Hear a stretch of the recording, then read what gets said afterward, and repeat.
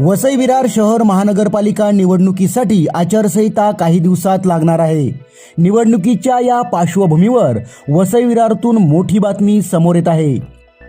बहुजन विकास आघाडीचे माजी सभापती व माजी नगरसेवक व कार्यकर्त्यांनी बुधवारी भारतीय जनता पक्षामध्ये जाहीर प्रवेश घेतला। विशेष म्हणजे बहुजन विकास आघाडीच्या ज्येष्ठ नेत्यांबरोबर नेहमी दिसणारे माजी सभापतींनी देखील बहुजन विकास आघाडी सोडल्याने वसईतील राजकीय क्षेत्रात एकच खळबळ उडाली आहे।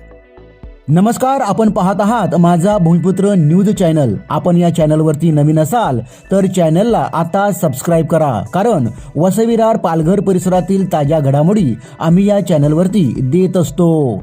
वसई विरार शहर महानगरपालिका निवडणूक जवळ येत असताना वसई विरार परिसरात मोठ्या राजकीय घटना घडू लागल्या आहेत।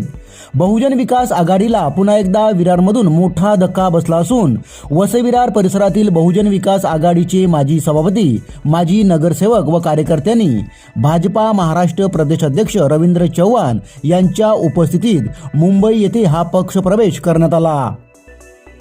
नालासोपाऱ्याचे आमदार राजन नाईक यांच्या मार्गदर्शनाखाली व वसई विरार जिल्हाध्यक्षा प्रज्ञा पाटील यांच्या नेतृत्वात जाहीर पक्ष प्रवेश करण्यात आला। बहुजन विकास आघाडीचे परिवहन सेवा समिती माजी सभापती कल्पक पाटील हे बहुजन विकास आघाडीच्या ज्येष्ठ नेत्यांबरोबर नेहमी दिसणारे नाव होते। मात्र त्यांनी अचानकपणे निर्णय घेत भाजपमध्ये प्रवेश घेतल्याने सर्वांनाच आश्चर्याचा धक्का बसला आहे।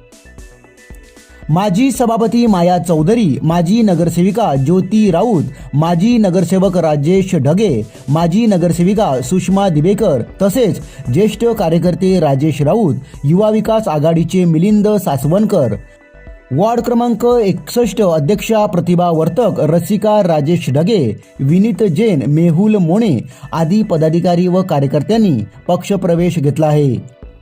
बोलीन विभागातून 20 ते 25 कार्यकर्त्यांनी भाजपमध्ये प्रवेश घेतला असून काही दिवसात आमदार राजन नाईक यांच्या उपस्थितीत आणखीन सुमारे 100 कार्यकर्त्यांचा भाजप पक्षप्रवेश होणार असल्याचे राजेश राऊत यांनी माझा भूमिपुत्रशी बोलताना सांगितले।